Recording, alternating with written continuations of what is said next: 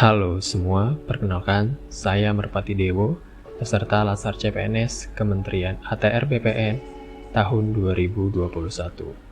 Pada video kali ini, saya akan menjelaskan tentang manajemen ASN, pelayanan publik, dan whole of government. Manajemen aparatur sipil negara adalah pengelolaan untuk menghasilkan pegawai yang profesional, memiliki nilai dasar, etika profesi, bebas dari intervensi politik, bersih dari praktik korupsi, kolusi, dan nepotisme.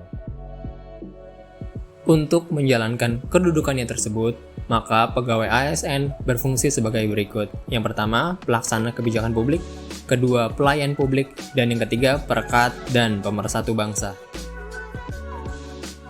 Agar dapat melaksanakan tugas dan tanggung jawabnya dengan baik dan dapat meningkatkan produktivitas serta menjamin kesejahteraan ASN, maka setiap ASN diberikan hak sesuai dengan asas proporsionalitas. ASN yang telah memperoleh hak tentu harus menjalankan kewajibannya sesuai dengan tugas dan tanggung jawab. Sebagai profesi, ASN bekerja dengan berlandaskan pada kode etik dan kode perilaku. Kode etik dan kode perilaku ASN yang diatur dalam Undang-Undang ASN menjadi acuan bagi para ASN dalam penyelenggaraan birokrasi pemerintah dan bertujuan untuk menjaga martabat dan kehormatan ASN.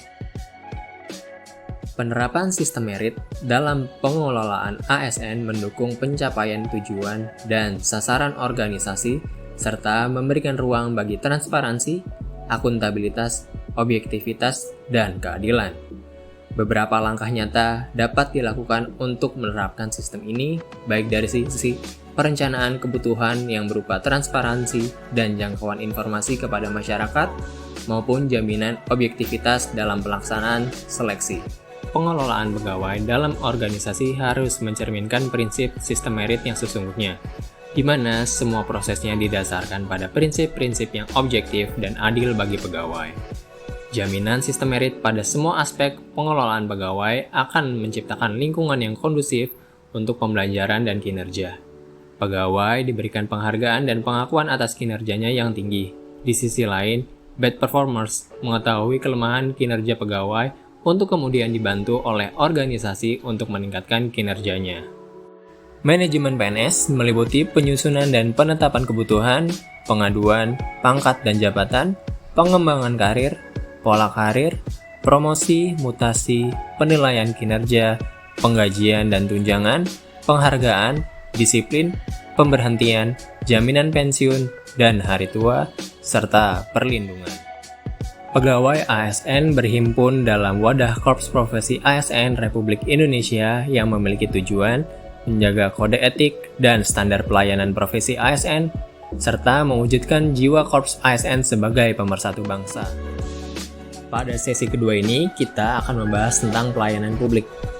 Pelayanan publik adalah kegiatan dalam rangka pemenuhan kebutuhan pelayanan sesuai dengan peraturan perundang-undangan bagi setiap warga negara dan penduduk atas barang jasa atau pelayanan administratif yang disediakan oleh penyelenggara pelayanan publik. 3 unsur penting dalam pelayanan publik yaitu pertama, organisasi penyelenggara, kedua, penerima layanan, dan yang ketiga, kepuasan yang diberikan dan atau diterima oleh penerima layanan. 9 prinsip pelayanan publik yang baik untuk mewujudkan pelayanan prima adalah partisipatif, transparan, responsif, non-diskriminatif, mudah dan murah, efektif dan efisien, aksesibel, akuntabel, dan berkeadilan. Hal-hal fundamental dalam pelayanan publik. Pertama, pelayanan publik merupakan hak warga negara sebagai amanat konstitusi. Kedua, pelayanan publik diselenggarakan dengan pajak yang dibayar oleh warga negara. Yang ketiga, pelayanan publik diselenggarakan dengan tujuan untuk mencapai hal-hal yang strategis bagi kemajuan bangsa di masa yang akan mendatang. Yang keempat, pelayanan publik memiliki fungsi tidak hanya memenuhi kebutuhan-kebutuhan dasar warga negara sebagai manusia, akan tetapi berfungsi sebagai proteksi bagi warga negara. Bentuk-bentuk patologi birokrasi antara lain penggelembungan organisasi, duplikasi tugas dan fungsi, red tape, konflik kewenangan, korupsi, kolusi, dan nepotisme, dan enggan berubah. Budaya birokrasi yang melayani masyarakat dapat dioperasionalisasikan dengan cara memiliki kode etik untuk mengatur hal-hal apa saja yang boleh dan tidak boleh dilakukan, menjadikan prinsip melayani sebagai suatu kebanggaan, memiliki SOP yang jelas dalam memberikan pelayanan, memiliki etika profesionalisme sebagai seorang birokrat.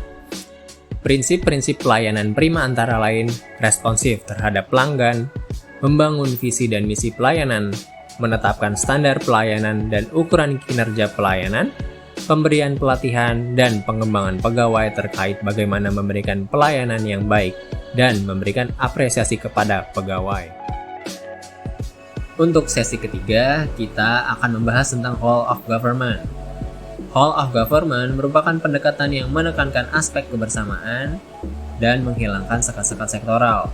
Bentuk pendekatannya bisa dilakukan dalam pelembagaan formal atau pendekatan informal.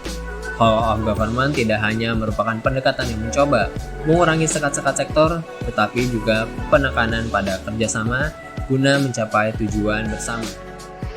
Karakteristik pendekatannya dirumuskan dalam prinsip kolaborasi, kebersamaan, kesatuan, tujuan bersama, dan mencakup keseluruhan aktor dari seluruh sektor dalam pemerintahan.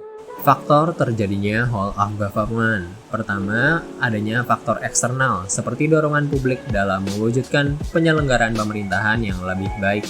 Kedua, faktor internal. Ketimpangan kapasitas sektoral karena adanya nuansa kompetisi antar sektor sehingga tidak berjalan beriringan. Yang ketiga, khusus dalam konteks Indonesia, keberagaman latar belakang nilai, budaya, adat, istiadat, serta bentuk latar belakang lainnya mendorong adanya potensi disintegrasi bangsa. Whole of Government dapat dipraktekkan dalam kontinuum koordinasi, integrasi, sampai dengan merger. Untuk koordinasi, maka kelembagaan yang terlibat dalam pendekatan tidak mengalami perubahan struktur organisasi. Sedangkan dalam integrasi, kelembagaan yang terlibat mulai cair dan terdapat penyamaan perencanaan jangka panjang serta kerjasama. Adapun dalam kategori merger, kelembagaan menyatukan diri dalam wadah yang relatif lebih permanen. Tantangan dalam Whole of Government. Pertama adalah kapasitas SDM dan institusi yang berbeda-beda. Kedua adalah nilai dan budaya organisasi yang tidak sama. Dan ketiga adalah harus memiliki kepemimpinan yang mampu mengakomodasi perubahan nilai dan budaya organisasi serta meramu SDM yang tersedia guna mencapainya tujuan yang diharapkan. Whole of Government berdasarkan jenis. Pertama, pelayanan administratif yang menghasilkan berbagai produk dokumen resmi yang dibutuhkan masyarakat. Pelayanan jasa seperti pendidikan, kesehatan, dan ketenagakerjaan. Lalu ada pelayanan barang seperti perumahan, jaringan telepon dan listrik, air bersih, dan seterusnya. Lalu ada pelayanan regulatif melalui penegakan hukum dan peraturan perundang-undangan. Pola pelayanan publik terbagi menjadi 5. Pertama ada pola pelayanan teknis fungsional, kedua pola pelayanan satu atap, ketiga pola pelayanan satu pintu, yang keempat pola pelayanan terpusat, dan yang terakhir pola pelayanan elektronik. Persyaratan dalam Whole of Government diantaranya adanya budaya dan filosofi baru, cara kerja baru, akuntabilitas dan insentif, dan yang terakhir cara baru dalam hal pengembangan kebijakan, desain program, dan pendekatan pelayanan. Kesimpulannya, sebagai ASN kita harus memiliki manajemen yang baik, pelayanan publik yang prima, seperti budaya kerja kita di ATR BPN, yaitu melayani, profesional, dan terpercaya, serta menanamkan sifat Whole of Government mulai dari yang paling mudah, yaitu lingkungan kerja kita. Sekian dari saya, semoga video ini bermanfaat. Terima kasih.